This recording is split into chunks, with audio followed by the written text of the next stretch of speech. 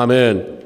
오늘 복된 성일, 한 가지 목표, 목적, 하나님을 영화롭게 하기 위해서 온 여러분, 그 영화롭게 하는 가운데에 그 예배 가운데 들려주신 하나님의 음성으로 여러분 개인에게는 말할 수 없는 축복의 시간과 기쁨의 시간이요, 회복의 역사가 일어나는 그런 시간 되기를 주의 이름으로 축원을 드립니다. 하나님께서 인류에게 주신 가장 큰 선물이 있다고 한다면 그분은 바로 예수 그리스도입니다. 그분을 통해서 우리가 구원을 받게 되고 하나님의 자녀가 되는 권세를 얻게 되기 때문입니다. 그리고 또 다른 하나를 더 말하라 한다면 그건 기도예요. 기도. 예수 이름으로 기도할 때 하나님께서 들어주시기로, 응답하시기로 약속해 주셨기 때문입니다. 그래서 요한복음 14장 24절을 보면 예수님께서 당당하게 지금까지는 너희가 내 이름으로 아무것도 구하지 아니하였으나 구하라 그리하면 받으리니 너희 기쁨이 충만하게 될 것이다 라고 말씀하셨어요. 오늘 비록 구약적인 사건이지만 위기 때 기도해서 하나님의 응답을 받고 위기를 넘어간 히스기야라고 하는 사람, 그 사람의 기도에 대해서 함께 말씀 나눠보기를 원합니다. 히스기야는 유다 왕입니다. 25살에 등극했어요. 25살에 왕이 되어서 29년을 통치했던 사람입니다.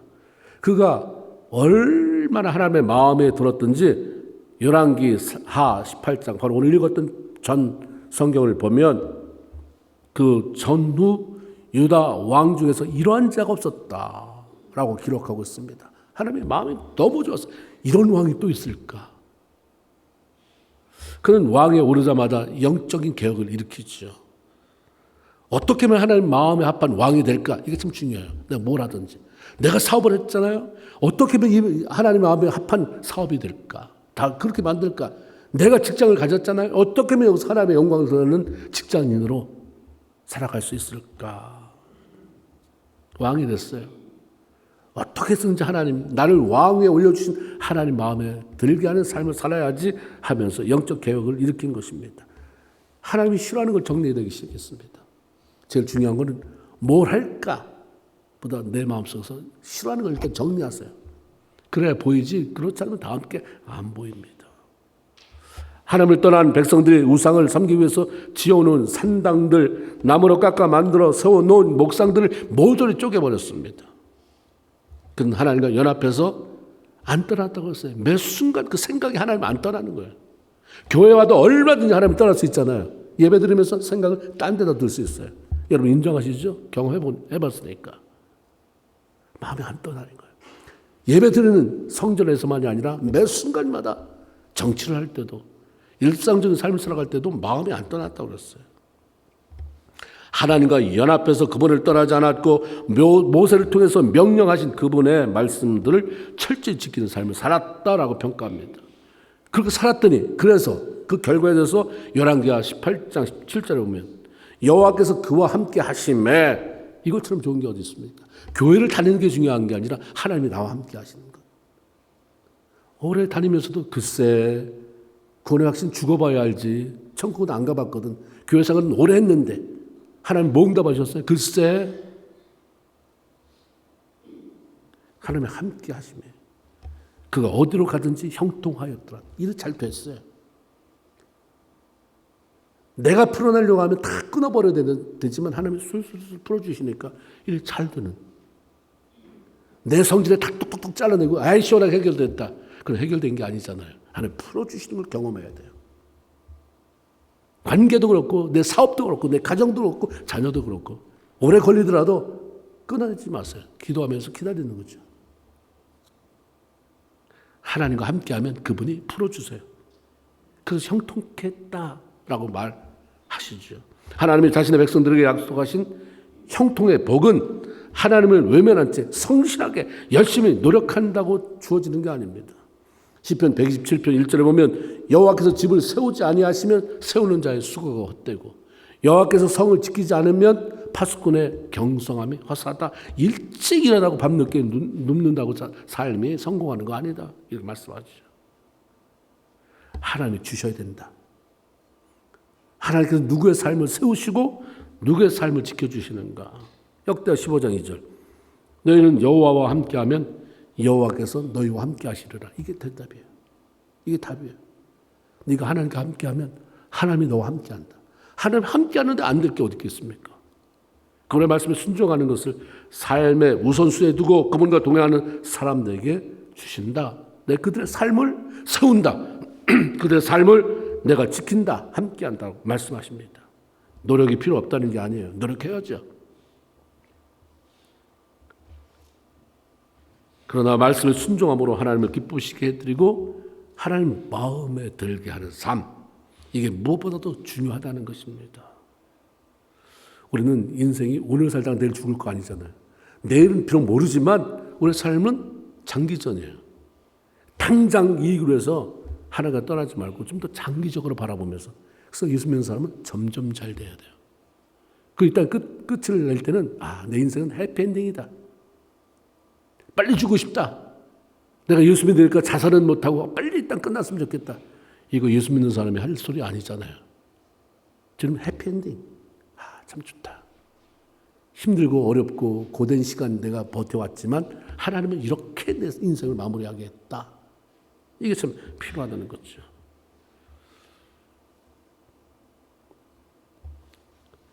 하나님의 도우심으로 나라가 강성해졌어요. 그러니까 딱 이 히스기야 왕이 결단한 게 하나님 함께 하시는데 왜 지금까지 우리가 이렇게 비굴하게 살았을까? 왜 아수라고 하는 나라에 그렇게 앞장서서 신음하면서 이렇게 달라는 대로 조공 다 줘가면서 이렇게 살았을까? 그거 딱 배반해버렸어요. 딱 끊어버렸습니다. 그리고 조공 바치던 것 멈춰버렸습니다. 하나님의 절대적인 후원을 받으면서 살다 보니까 배짱이 생기는 거죠. 하나님의 든든하게 들어오면 그 다음에 두려움이 사라져요. 너무 겁 많은 사람들 한번 자기 생각해 봐야 돼요. 사람 만나는 게 두렵고 늘 불안하고 두렵고 영적인 배짱이 필요하잖아요. 하나님 함께 하시는데 그래서 전에는 그렇게 두려워서 그 앞에 벌벌 떨던 아수르라고 하는 대제국이 그게 우습게 보이는 거예요. 아수르가 만만하게 보이니까 그동안 섬겨왔던 것 다 그냥 과감히 던져버렸습니다. 하나님 때문에 더 이상 아수르에 간섭받지 않고 당당하게 살아갈 수 있었습니다. 그런데 히스기야가 왕 위에 오른 지 지금 바로 아까 말했던 형통해 가는 삶은 초창기에 있었어요. 근데 그 왕 위에 오른 지 14년이 되던 해에 치욕적인 사건이 벌어집니다. 왕에게도 치욕적이고 그 나라에도 말할 수 없는 고통이 찾아왔어요. 아수르 왕 사나리립의 공격을 받아서 유다의 모든 견고한 성읍들이 점령을 당한 것입니다. 아수르의 공격으로 유다 왕국은 초토화가 됐어요. 얼마나 고통스러웠던지 유다 왕 히스기야가 사람을 보내요. 빨리 뭘 좀 수습하고 싶어서 사람을 보내서 아수르 왕한테 싹싹 빌어요. 용서를 구하는 그런 일이 생겼습니다. 열왕기하 18장 14절에 보면 아수르 왕한테 이렇게 말을 해요. 내가 범죄했습니다, 왕이요. 나를 떠나 돌아가소서. 무슨 말입니다? 무슨 말이에요? 감히 내가 천하 대국인 아수르 왕을 몰라보고 배반해서 조공을 바치지도 않고 섬기지도 않고 내 멋대로 했던 것 용서해 주세요. 그러니 아수르 군사를 여기서 철회시켜 주세요. 18장 14절 왕이 내게 지우시는 것을 내가 당하겠습니다. 다시 말하면 왕이 뭘 요구하시든지 내가 반항하지 않고 그대로 받아줄 테니까 제발 이제 전쟁하지 말고 돌아가 주세요. 아수르 왕은 이러니까 얼마나 좋아요. 아주 당당하게 그래? 그럼 내가 이번에 큰 마음으로 돌아가 주지. 단 은 300달란트, 금 30달란트 내라. 히스기야 왕이 말했으니까 해야죠. 이거 바치는 게 낫죠. 죽는 것보다. 이걸 충당하기 위해서 돈이 있어야죠. 왕궁의 고가를 다 열었다고 그랬어요. 금 다 끄집어내고 은 끄집어내고 하나님의 성전 왕궁 고가에 있는 은을 다 꺼내주고 성전 문과 성전 기둥에 입혔던 금을 다 긁어냈다고 그랬어요. 그거 원하는 만큼 액수 채우기 위해서 얼마나 비참한 거예요. 하나님의 성전에 아름답게 꾸미려고 했던 걸 다 긁어낸 삶이 이렇게 되면 안 되잖아요. 하나님 앞에 인색한데 사건이 생겨서 다 긁어내야 되는 미련하게 사는 사람들도 얼마나 많은지 몰라요. 지금 이 사람이 왜 이렇게 됐을까? 유다 전후에 이 같은 왕이 없다고 하나님이 칭찬했던 사람인데 하나님이 그와 함께 하심으로 어디를 가든지 그가 형통했다라고 했는데 이렇게 소개받은 히스기야 왕, 그 나라가 왜 이런 수치를 당했을까? 이사야 49장 23절에 이런 말씀이 있습니다. 하나님을 바라는 자는 수치를 당하지 않는다. 그럼 역으로 수치를 당한 건 뭐예요? 하나님을 바라보지 않는 거죠. 아수르 왕이 쳐들어왔습니다. 하나님 때문에 든든하게 있다가 어느 순간에 뭔 이유인지 모르는데 아수르 왕이 쳐들어왔어요. 그래서 보상금을 원해서 주는데 돈이 없어서 모자라서 그 왕, 하나님의 성전의 기둥에 입힌 금까지 긁어낸다면 이게 영광입니까? 수치죠. 이 수치가 왜 찾아왔는가? 성경에 이사야를 통해서 하나님은 나를 바라보는 자는 수치를 당하지 않는다. 그러면 하나님을 바라보지 않았구나. 하나님을 바라보지 않으면 수치를 당하게 돼 있어요. 반드시 수치가 찾아와요. 그게 어떤 모습이든 수치스러워요. 다시 말하면 히스기야 왕의 나라가 강해지자 하나님을 바라보지 않았다. 교만하게 행한 거예요. 교만하게. 히스기야가 통치한 기간이 총 29년이라고 그랬어요. 왕위에 올라서 29년 동안 통치했어요. 그 14년이면 중반기예요. 가끔 이런 생각해요. 사업을 하든지 인생의 중반기에 닿든지 중간 점검이 꼭 필요하겠다. 내가 사업을 제대로 하고 있나? 잘 살고 있나? 그렇죠? 인생의 중년이 된 사람도 그냥 살지 말아요. 한번 점검하고 가야 노년이 멋있어질 수 있고 그때 꺼림칙한 건 해결하고 가야 노년이 되면 신앙 안에서 할 말이 많아요. 근데 그런 걸 안 하니까 인생이 깊어져도 할 말이 없는 거예요. 밖에서는 할 말이 많지만 예수 안에서는 그렇게 오랫동안 예수 믿었는데도 할 말이 없어요. 주님이 날 이렇게 하셨다. 하나님 날 이렇게 축복하셨다. 내 삶이 이렇게 형통했다. 할 말이 없게 돼요. 중간점검 필요합니다. 사업하십니까? 사업에 중간점검 필요해요. 여러분 인생 중년에 왔어요? 중간점검 필요합니다. 하나 앞에 중간점검 좀 하세요. 우리가 중간점검 그러면 중년이 됐으니까 병원에서 무슨 점검 받아라 무슨 점검 받아라. 근데 그런 거에 대해서 우리가 민감하게 반응하는데 영적인 점검은 안 한다 이 말이죠. 점검 받아봐야 돼요. 14년 만에 찾아온 위기. 아수르가 공격해 왔기 때문에 위기가 아니라 히스기야 마음이 오직 하나님만을 바라보는 데서 멀어졌기 때문에 찾아온 위기입니다. 우리 삶은 사업이 안 돼서 위기가 아니에요. 애가 속썩여서 문제가 아니에요. 찾아보세요. 하나님의 그 모든 역사는 나로부터 시작돼요. 나와의 관계입니다. 나를 점검해 봐야 돼요. 내가 하나님 앞에 멀어지는 위기, 그게 내 사업에 위기를 가져오게 하지 않았나. 내가 하나님과 멀어지는 위기가 내 자식들한테 저런 위기를 찾아오게 만들지 않았나. 깨달으면 은혜고 아니면 자기 인생 그렇게 사는 거예요. 영적 위기는 삶의 위기로 수치스러운 삶으로 연결될 수밖에 없습니다. 은혜를 받는 것 참 중요하잖아요. 하나님의 복을 받는 것 굉장히 중요하지만 더 중요한 것은 겸손하게 행하면서 받은 복을 유지하고 지켜나가는 것입니다. 나 한때 거부였다. 지금은 근데 그 과거의 얘기 지금 쫄딱 망했다. 이게 무슨 자랑거리예요.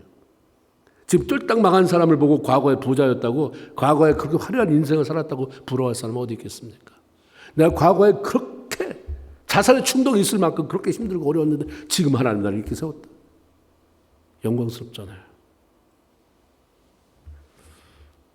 재정적으로 힘들 때 기도해서 물질적으로 복을 받았다.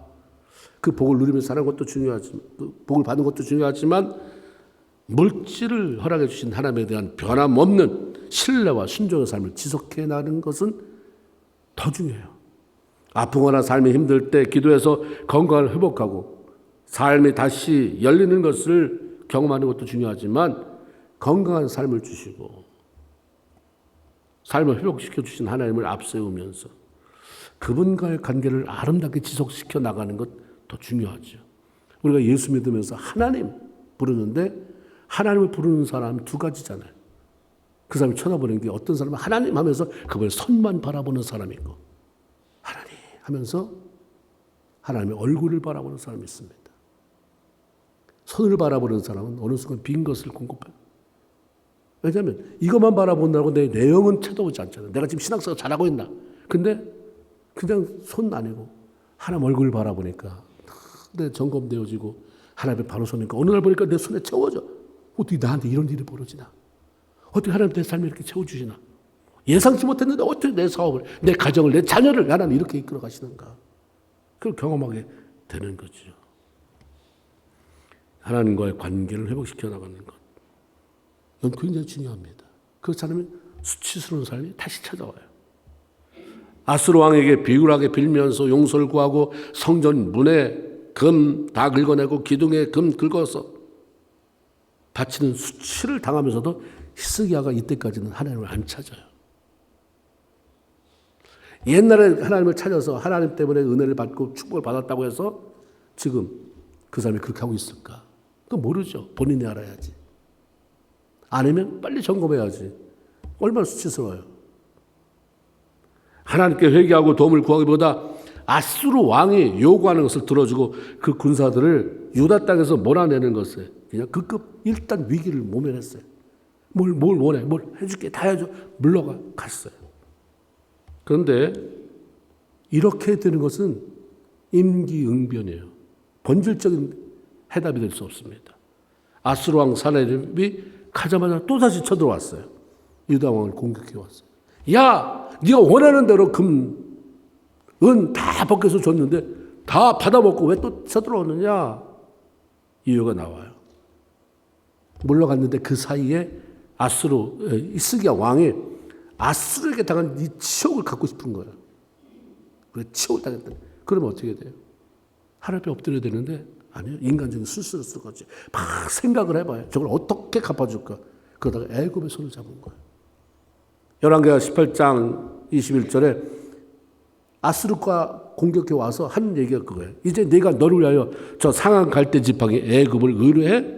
그래서 왔다. 이때까지만 해도 히스기야의 신앙이 그 옛날에 그 뜨거웠던 신앙을 회복 못한 거예요. 많은 사람이 꺾어지고서 회복 못해서 그렇게 비굴하게 사는 사람이 너무너무 많은 거예요.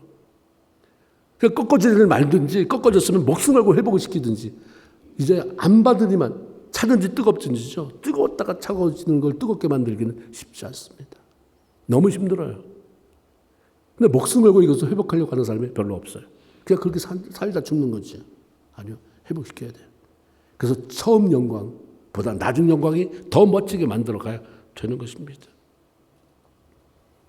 아수르로 인해서 수치를 당하고도 하나님 앞에서 나를 살펴보는 시간을 못 가졌어요. 하나님 왜 이렇습니까? 하나님 나 좋다고 말씀하셨잖아요. 하나님 마음에 든다고 말씀하셨는데 이게 뭡니까? 그래야 되는데 자기 살펴보지 못했어요. 하나님보다는 당시 강대국이었던 우리를 보호해 줄 수 있는 나라 애굽을 찾고 손잡는 일에 급급했던 거죠. 그러면 해결될 줄 알았는데 애굽을 손을 잡았는데 갑자기 아수르가 또 침입을 해온 거죠. 전혀 예상을 못한 거예요. 이런 문제가 발생하리라고는. 하나님 없이 이 문제 해결했는데 저 문제가 또 터져버려요. 저 문제 막으니까 저 문제가 터져버려요. 우리는 평생 이 짓만 하고 살라고 부름받은 거 아니잖아요. 내가 하려고 너무 낯서니까 그러는 거예요. 삶 속에 하나님이라고 하는 말을 부르면서 하나님을 빼놓고 사니까 그러는 거예요.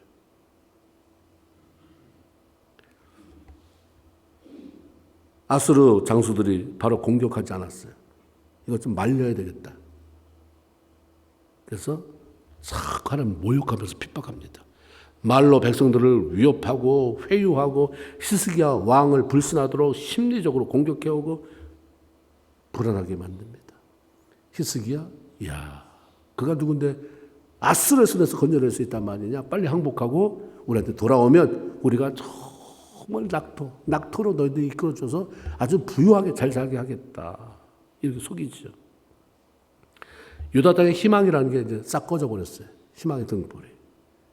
우리가 회개하고 삶을 정리하며 나가야 다음 장이 열리지. 그게 없으면 넥스트 챕터가 안 열려요. 챕터 1, 챕터 2, 챕터 3. 우리가 죽을 때까지 챕터가 얼만큼 하나님이 허락해 놓는지 모르지만 챕터로 넘어갈수록 그 챕터는 재미난 이야기가 많이 있어요. 1장보다 2장에 하나님이 나에게 주시려고 하는 이야기, 나에게 주시려고 하는 축복이 많은데 1장에서 맨날 어떤 사람은 서론에서 이거 언제 죽기까지 언제 이 챕터를 넘어갈 거예요? 내가 하나님 앞에 협조해서 나가야 빨리빨리 챕터가 나가고 그걸 누리고 그리고 나누며 사는데 맨날 그 갇혀 있는 거예요. 그 챕터 안에. 참 답답하다. 보이죠? 그런 사람들이 우리 삶 속에서 우리 주변에서 보면 챕터를 넘어가면 좋은데 하나님이 축복한다고 그러는데 왜 못 넘어갈까? 왜 안 넘어갈까? 그 자리에 있을까? 히스기야 왕이 잘못됐다고 빌고 무엇이든지 시키겠다고 말하고 그 수치를 당하면서도 금, 은 다 다른데도 다 주어서 이제 이놈들이 정신 차렸나 보다 하고 본국으로 왔는데 네가 애국과 손을 잡아 배신감을 느껴요. 얼마나 괘씸하겠습니까? 이번에는 네 끝장이다. 그러니까 엄청난 대군을 이끌고 들어왔어요. 나중에 죽은 사람 하나님이 이제 함께 하셔서 일이 종결되다 보니까 아수르 군대가 18만 5천 명이 죽었다고 그러잖아요. 일단 죽은 사람 도망간 거 빼고. 그거 얼마나 많은 사람이 쳐들어온 거예요. 아수르 공격이 얼마나 대단했던지 오늘 읽었던 본문 그 19장에 보면 오늘은 나에게 있어서 우리에게 있어서 환난의 날이다. 징벌과 모욕의 날이다. 아이를 낳을 때가 됐으나 해산할 힘이 없다라고 그렇게 고통스럽게 부르짖었어요. 히스기야가 회개하지 않고 하나님께 돌아오지 않으니까 아수르 공격을 안 막아주시잖아요. 우리가 선민입니다. 이거 가지고 안 되는 거예요. 나 안디옥교회를 몇 년 다녔다고요, 하나님. 내가 안디옥교회 목사입니다. 이거 가지고 안 되는 거예요. 하나님은 포지션 가지고 일하는 분이 아니라 관계를 가지고 일하는 거예요. 네가 장로라, so what? 네가 목사라, so what? 네가 권사라, so what? 나하고 관계는 뭔데? 네 포지션이, 위치가 권사지, 네가 위치가 장로고, 네가 위치가 목사지, 나하고 관계는 뭔데? 근데 그렇게 물어보면 할 말이 없는 거예요. 세상에 나가서 나 장로입니다 하면 와 장로님 신앙생활 얼마나 잘했길래 장로가 다 속아 넘어가지고 억셉되지만 하나님 앞에서는 그러면 그래 관계는 어떤데? 네가 목사라니까 얼마나 그 관계가 좋은지 난 생각이 안 난다. 막혀버렸잖아요. 아수르 공격 안 막아주셨어요. 이사야 59장 1절 2절 여호와의 손이 짧아 구원치 못하심도 아니요 귀가 둔하여 듣지 못함도 아니다. 오직 너희 죄악이 너희와 하나님 사이를 갈라 놓았고 너의 죄가 그 얼굴을 가리워서 네가 뭐라고 하든지 듣지를 않는 것이다. 안 들려. 하나님은 급하지도 않습니다. 서두를 것도 없어요. 내가 급하지. 내가 발등에 불이 떨어진 거지 하나님 앞에 무슨 발등에 불이 떨어지고 이런 거 없습니다. 내가 나 소중하지. 하나님 볼 때는 내려다보면 널린 게 사람이잖아요. 관계가 하나님과의 관계가 생각이 될 때 너무 소중한 거죠. 그저 사랑하는 백성이 회개하고 돌이키고 엎드릴 때까지 기다려야 되는 거예요. 그러니까 이걸 빨리 하는 사람들은 빨리 엎드려요. 그런데 미련한 사람은 다 겪어요. 다 겪고 끝내. 끝내. 고집 부리면 하나님의 묶어놓는 길이 길다는 거 아시죠? 조련사가 말을 훈련시킬 때 그 말의 성질이 아주 괴팍하고 웬만해서 말 안 들으면 이걸 고삐를 키운다는 거예요. 그래서 자기 마음대로 막 가요. 마냥 아주 자유 얻은 줄 알고. 근데 어느 순간에 보면 딱 그게 팽팽해지는 순간이 오는 거죠. 어떤 사람은 짧게 팽팽, 어떤 사람은 길게 팽팽. 그때 몸부림쳐도 안 된다는 걸 알고 오는데 돌아오는 길이 너무 멀어요. 너무 많이 가버렸어요. 혼자. 더 이상 도와달라고 손 내밀 나라도 없어요. 아수르 아니면 애굽인데 아수르는 원수고 애굽 아수르 앞에 여기도 별거 아니고 어떻게 해볼 방법이 없어졌습니다. 이런 상황 속에서 히스기야가 살려달라고 애원하고 손을 내밀 수 있는 분은 한 분 하나님밖에 안 남은 거죠. 다 해보고 나서 남은 게 하나님이에요. 하나님을 찾고 나머지를 해야 되는데 다 해보고 이제 안 되니까 이때는 너무 피해가 많아요. 하나님이 와서 개입하셔서 하신다 할지라도 너무 많이 의도 터졌어요. 너무 많이 손실이 있습니다. 그래서 그가 정석을 밟아요. 하나님 앞에 회개하고 기도합니다. 19장 1절에 보니까 히스기야 왕이 듣고 그 옷을 찢고 굵은 배를 두르고 여호와 전에 들어가, 그렇게 얘기합니다. 옷을 찢고 굵은 배를 둘렀다고 하는 것은 애통하는 거예요. 회개하는 것입니다. 고통스러움을 나타내요. 겸손을 의미합니다.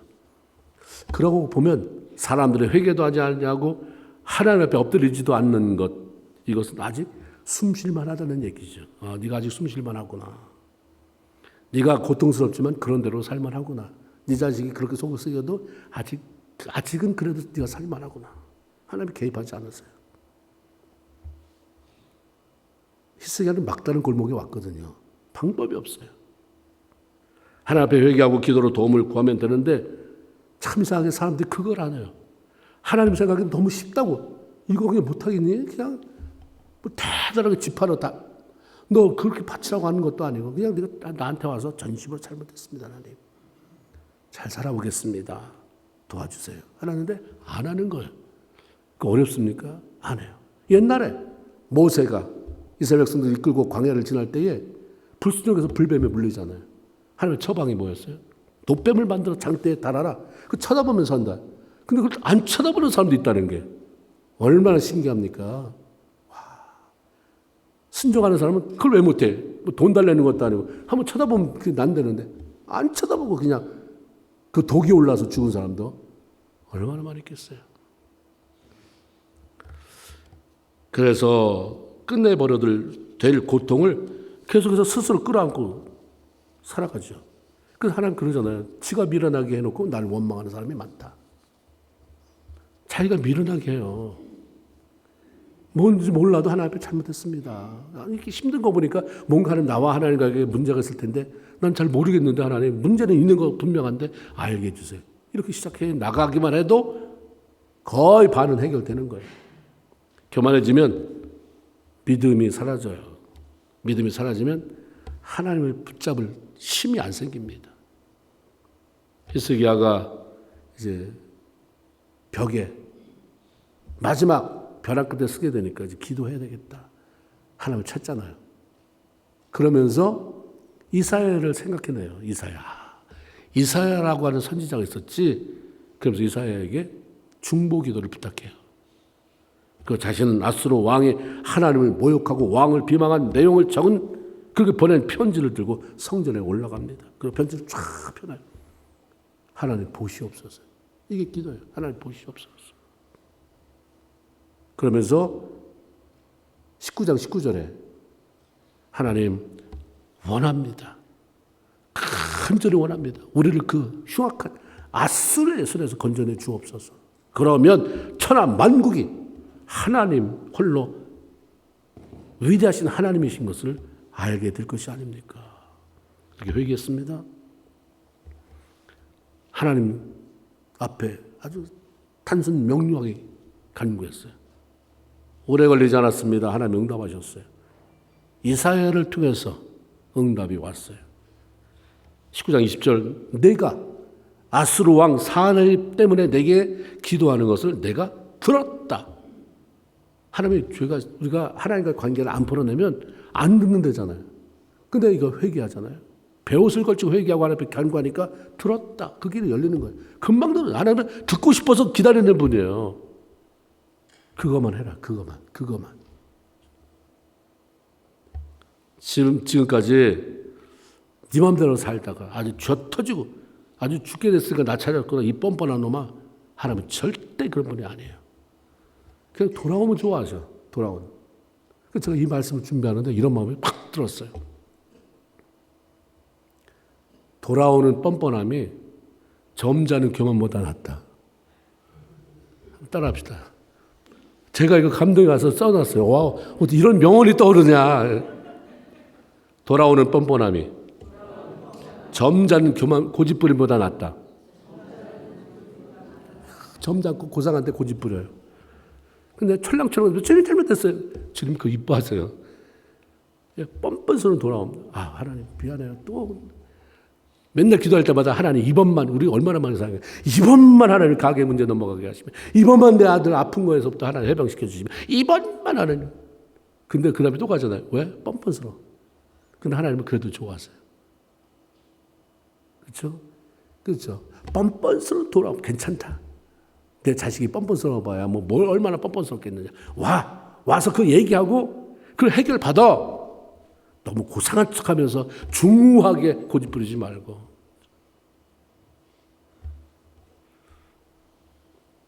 하나님께서 들으셨다는 것은 해결해 주시겠다는 거죠. 35절에 보니까 하나님이 일하시는 거예요. 나는 고민이 돼서 이 생각 저 생각 애굽의 손을 잡을까 아니면 그 전에는 막 그 문 다 퍼주고 성전의 기둥의 문에 금 다 긁어내기까지 했는데 하나님은 밤새 그 문제를 밤새 해결하셨어요. 18만 5천 명을 천사를 보내서 죽음의 천사를 통해서 다 죽이잖아요. 아침에 일어나 보니까 18만 5천이 송장이 되었더라. 이게 19장 20절이에요. 그 이후에 쭉 보면 그 말씀이 나오는 거죠. 그리고 하나님을 모욕했던 아수르 왕 사네립 굉장히 뭐 기세 등등하고 하나님 모욕하더니 고국으로 돌아가면서 죽잖아요. 살해당했어요. 그리고 아들이 이어서 왕이 되는 그런 일이 있었다라고 여기 성경이 역사적으로 기록하고 있습니다.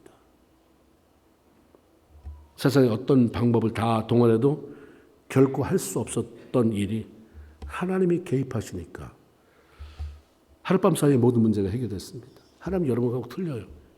여러분 생각 가지고 하나님을 접근하지 마세요. 이때까지 해결 안 됐는데 이때까지 내가 이렇게 살았는데 하나님이 뭐 지금 이렇게 살다 죽자. 지금 뭘 어떻게 하겠어? No! 하나님은 지금까지 돼요. 여기서 아무리 연세가 많아도 하나님 볼 때는 아이예요. 어린아이. 그냥 하나님이 사랑할 수밖에 없는 보호해야 되는 어린아이인 것입니다. 그래서 하나님 옆에 아니면 내가 그렇게 끙끙거리던 문제가 그냥 해결이 돼요. 한마디. 얼마나 감사합니까?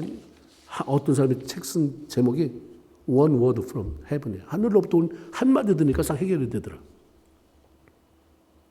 특히 제가 개인적인 건데 이번에 우리가 오늘 러버보리 가자고 그랬잖아요. 갑자기. 그러니까 어떻게 저런 분들이 왔으니까 기도해야 될 거 아니에요. 어쨌든 하나님 어떻게 잘 좀 처리해 주세요. 근데 제 마음에 촉촉한 하나님의 말씀은 뭐였냐면 내가 말하면 교회는 발이 되고 손이 되는 거다. 이게 끝이에요. 그래서 저렇게 그게 다 해결이 됐어요. 오, 그렇구나. 하나님이 뭐라고 말씀 주시면 그냥 교회는 손이 되고 발이 되고. 그러니까 하나님 말씀할 때 아멘하고 민첩하게 손이 되고 발 되는 교회가 잘 되는 거예요. 막 따지고 들고 왜 해야 돼요? 뭐 때문에 해야 돼요? 그래서 그냥 하나님 그럼 오늘 이 마음이 그냥 그렇게 봤어요. 러브브레잉 하자는 거구나. 그럼 20불이 모아진 30불이 모아진 하나님과 했으면 그 20불이 30불이 굉장한 도전으로 다가가겠구나.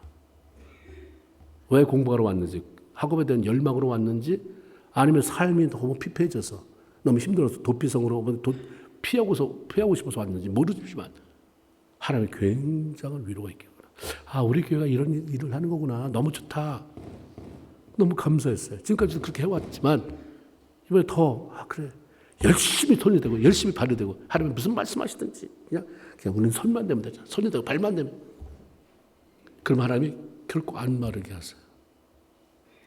코비드 이 시즌 지나면서 우리가 대단한 헌금을 많이 할 수 있는 사람이 여기 없잖아요. 근데 하나님 다 넘어갔어요. 다 지나가게 하셨어요. 헌금도 별로 안 떨어지게 하나님이 다 하셨어요. 근데 가만히 보니까 우리 하나님 말씀하시면 다 순종하셨어요. 했어요. 그런 부분에 있어서. 이 사람이 힘들다 그러면 그 사람 보내요. 그 사람이 힘들다. 그 사람 보내요. 우리가 보낼 돈이 없으면 누가 가져왔어요, 돈을. 외국 사람들 가져와요. 그냥 패스톨리 그러면서 만나고 싶다고.